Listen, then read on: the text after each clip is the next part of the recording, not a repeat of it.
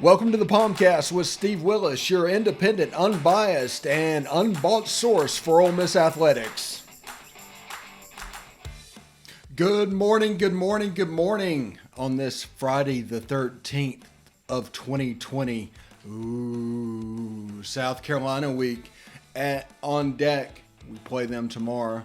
I am going to get into the uniform a little bit. I think we missed a layup there, but I'll get into that later on in the show. I want to thank everybody for joining me. We're going to do our weekly what to expect from episode, and this week it's going to be South Carolina, and trying to push forward there. They've got a little bit of an issue at the quarterback position. They've got a really good running back, and they've got an explosive wide receiver. So if they get the quarterback figured out, they could actually, be effective. But a lot of the system change elements are happening. And I've told y'all many, many times, every player is a system player.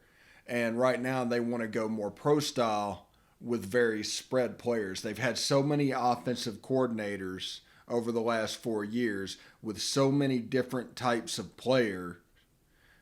That this is just a difficult reach for them at the moment. They're just a hodgepodge of players.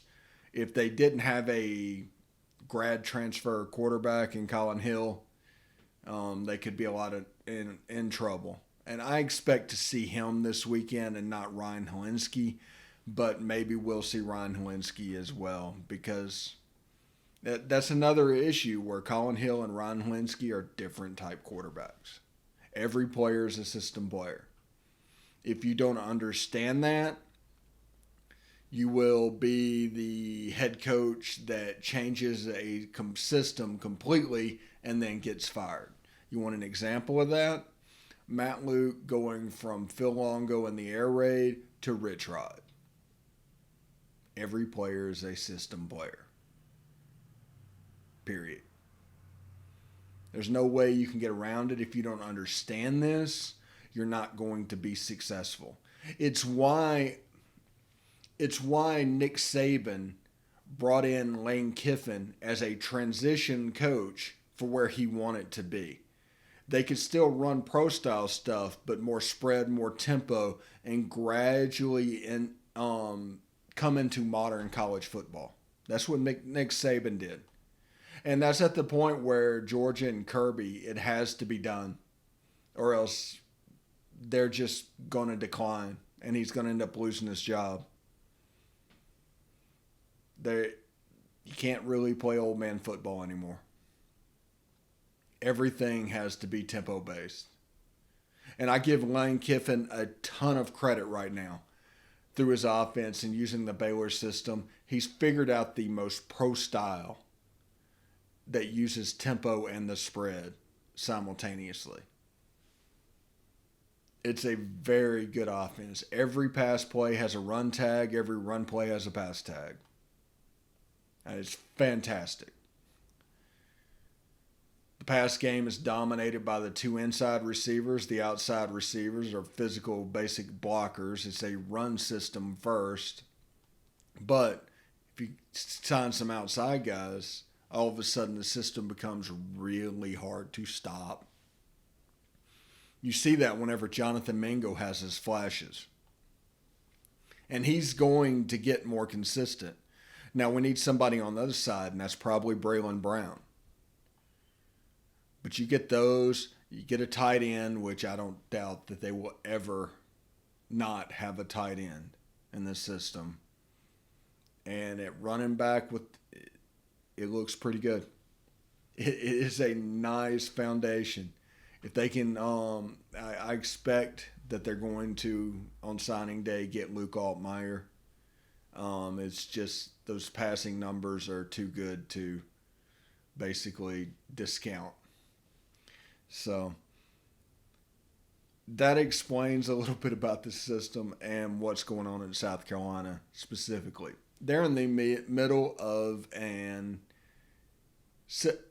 system change. Reality, you shouldn't do this unless you're guaranteed 2 years. Because right now, it looks a whole lot like Tommy Tuberville at Auburn.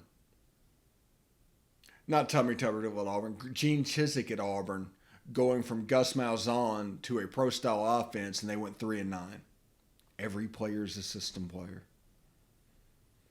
If you want examples of that, look at what's going on with the Mississippi State offense right now. Every player is a system player. I mean, that's just the way it is. You can't beat that. When you deal with recruiting rankings, they only rank for one system. So they can't be taken as the end-all, be-all. I worked at Rivals for a decade.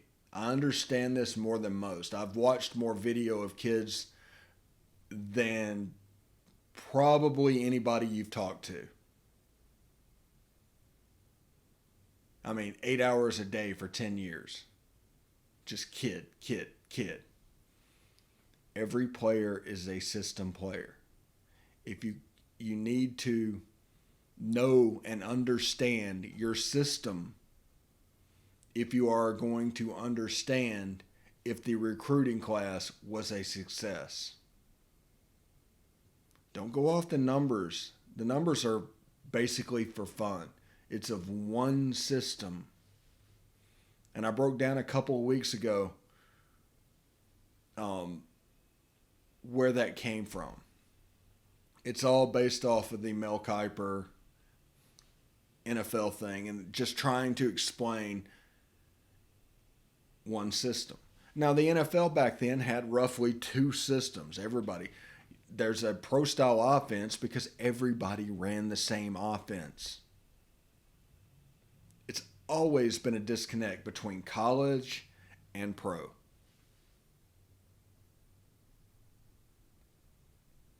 But now that diversity is coming into the pro game with Baltimore and Kansas City and Arizona. I mean, they found Justin Herbert at San Diego, who is a great pro-style old-school quarterback. But they also got Kyler Murray and Lamar Jackson and Patrick Mahomes, who have a specific skill set. And then you take that and lift it up and get him to pieces, whether at Baltimore running a glorified 2013 Auburn scheme to running the air raid in Kansas City to creating a new Johnny football in Arizona. All right. First segment in the book. Stick around. POMcast.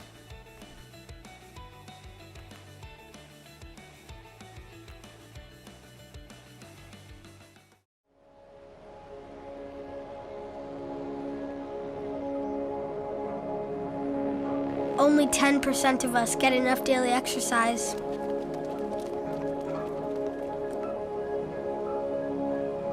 And that number is dropping.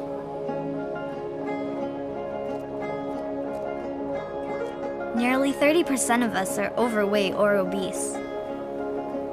We spend 6 hours a day in front of a screen. As a result, we now have a shorter life expectancy than our parents. But give us the right start in sports, and we'll never stop. Learn how at active4life.ca. Hey, this is Stephen Willis from Positively Ole Miss. We're almost done with this break. We'll be back with good information quite soon. The military has been in every generation of my family, and so has VA.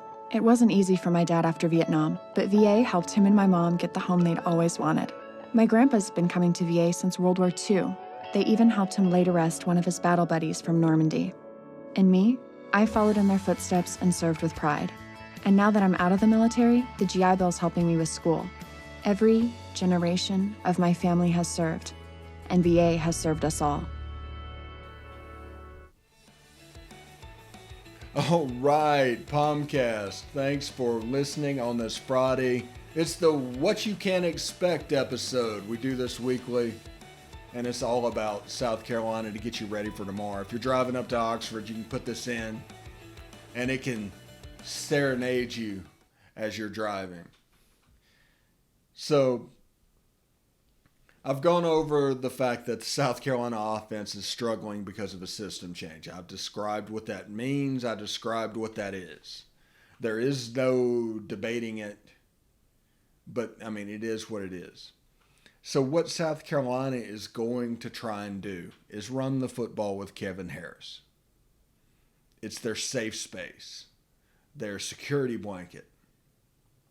And in doing that, if Ole Miss's defense, which has played better the last 3 games, so let's not overstate that. The first 3 games was a disaster, but that was Florida, Kentucky's run game, and Alabama. You have a sandwich in the middle. So that's why their numbers are so askew. But they have played better the last few games. So if they can stop Kevin Harris, you can prevent South Carolina from running the clock, which they are going to want to do. You can force him to throw the ball, which Colin Hill wants to throw the ball to Shi Smith. He's a receiver that has, he's caught about half of the completions of Colin Hill. It's no big deal. Elijah Morris done the same for Matt Corral. That's a little bit of, the Lane Kiffin influence is trying to scheme matchups of your better players. And Shi Smith is the wide receiver. South Carolina had opt-outs at that position, and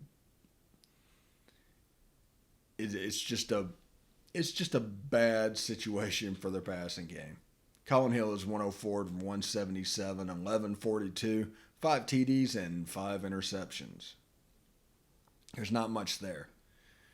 They're throwing the ball for about 200 yards a game, I think that is.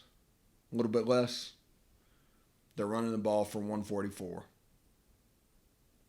They're averaging in total offense 340 yards a game. That won't cut it in any league in modern football. And just put this in perspective. Ole Miss is averaging 541. They are gaining 325 passing. They are gaining 215 rushing and leading the conference. There is a real chance that one of 2 games happens Saturday. The first option is Ole Miss starts scoring, keeps scoring, and South Carolina can't keep up. Ole Miss wins that easily by probably 3 touchdowns or more. Now, the other option is South Carolina can run the ball. They run it for 230, 240. They slow the game way down. And Ole Miss is in a dogfight where they're trying to cover the spread or win by a touchdown. Either way, Ole Miss should win this game. You know that when you're watching this. Ole Miss, unless they self-destruct, should win this game. That is South Carolina's path to victory. Ole Miss self-destruction. Which, if you watch the Arkansas game, you know it's possible. But the way this goes, Will Muschamp and that defense will have to commit to the drop 8 to do it. Because if they think they can play man-to-man, and especially 2-man against this offense, they'll get shredded. There's too much of a sample size now to call it a fluke. If you try to play man-to-man against this team, you get shredded. Period. And that's just the way it is. So those are the 2 games that you can expect from Ole Miss and South Carolina. It'll be one of those 2. And I'm leaning towards the first one, but I can see the second one. But Ole Miss has done a much better job of stopping the run. Ole Miss is probably going to stack the box and play a lot of man coverage. So South Carolina might hit a deep shot or two. Team rankings have them as a 40-27 winner. Numbers Fire have them at 38-22. I mean, I just can't argue with either one of those.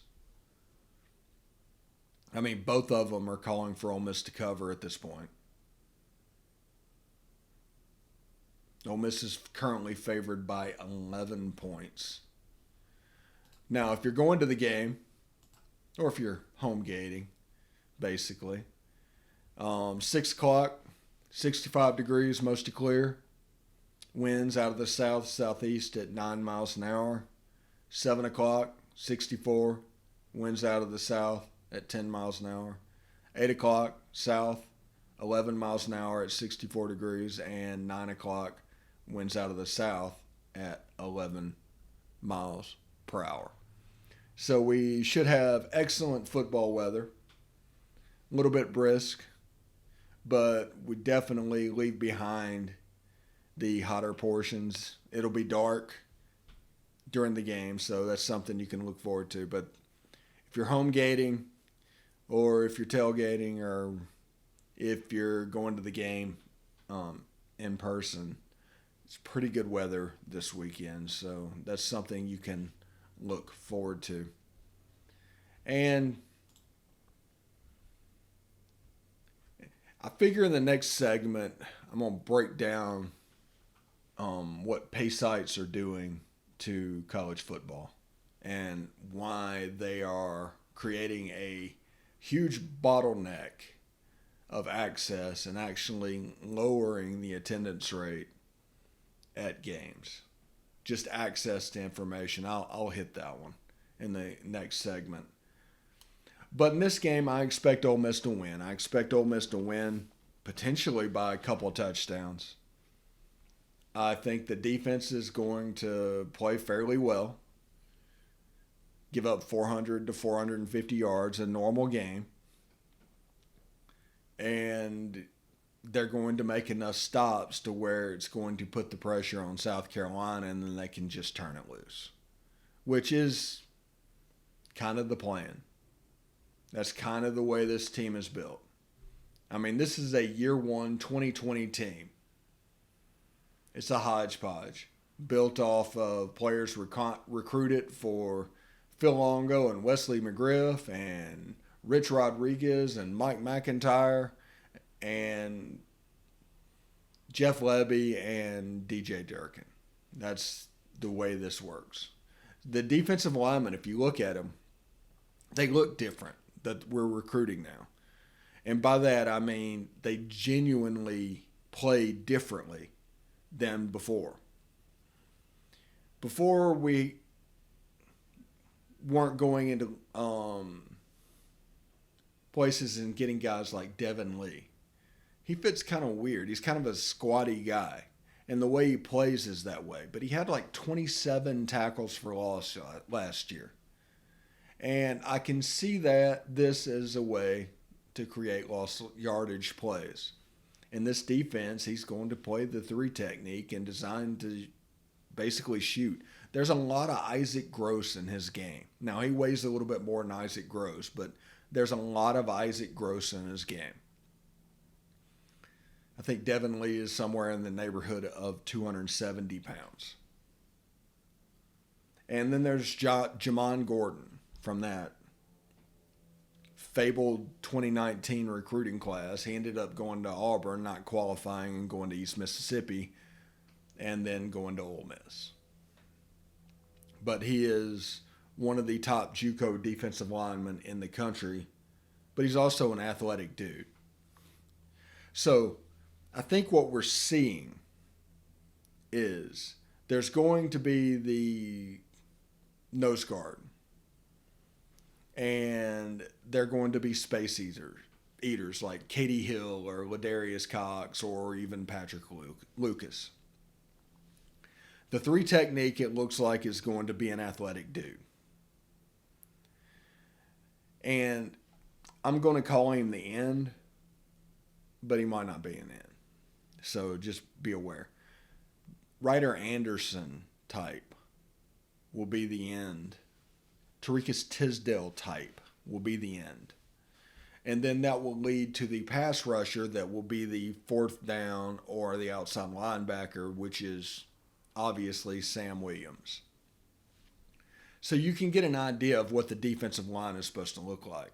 Now, their linebackers, a little bit different story. I think they're going to lose a little weight. They're going to gain a little run around. I think they're going to get a little better whenever Otis Reese gets cleared because he's going to play the hybrid position. But there's a chance that it's just going to get a little better. Remember, the defense is not horrible for Ole Miss. They just have players that were recruited to cover A gap, B gap, now being asked to go sideline to sideline to make a play. It's not a talent issue, it's a fit issue. And you have to find the right players to run your system at the highest level. It's the whole point. But they're well on their way. And with Devin Lee and Jamon Gordon, next year they're going to get Jacob Springer, Otis Reese, and a year in the system of Dean Leonard, who is athletic enough to do all of this stuff.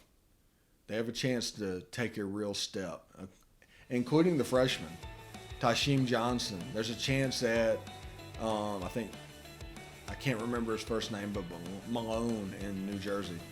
Anyway, Stephen Willis POMcast. Stick around for segment 3.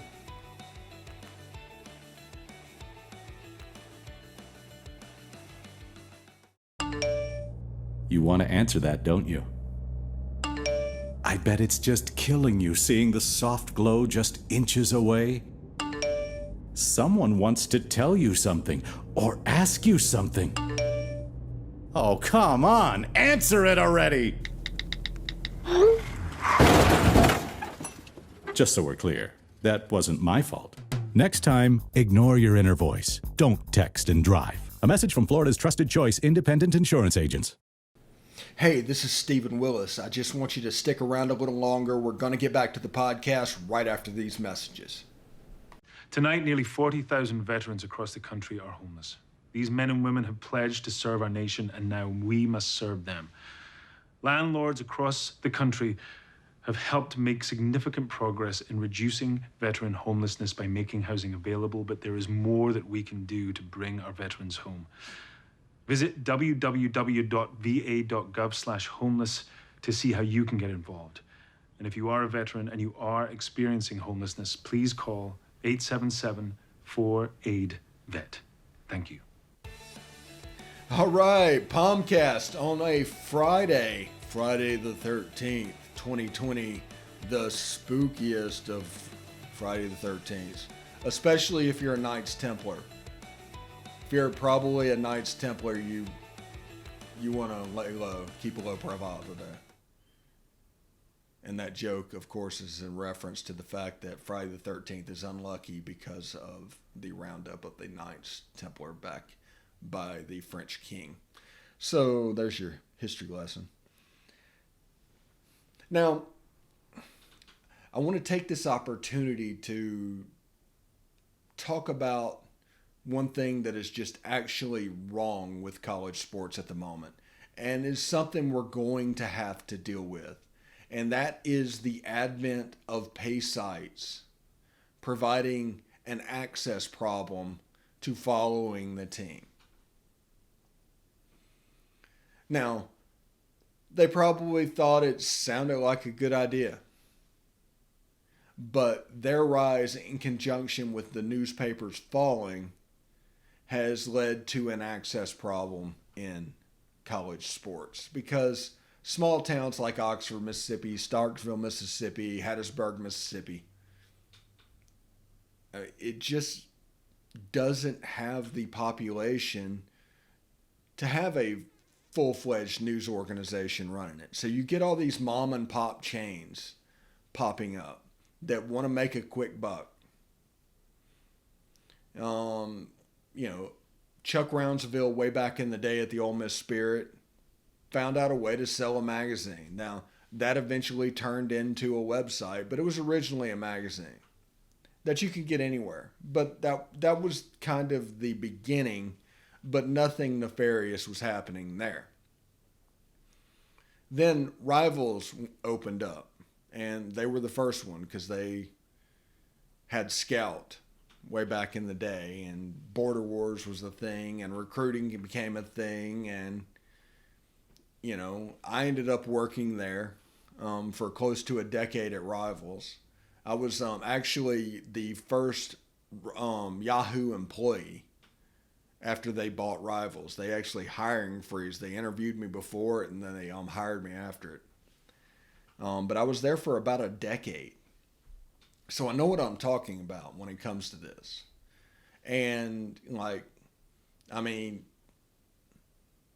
over at the Rival site, that guy wouldn't even have a job if it wasn't for me. So I've done a good bit in this process. I've seen it all.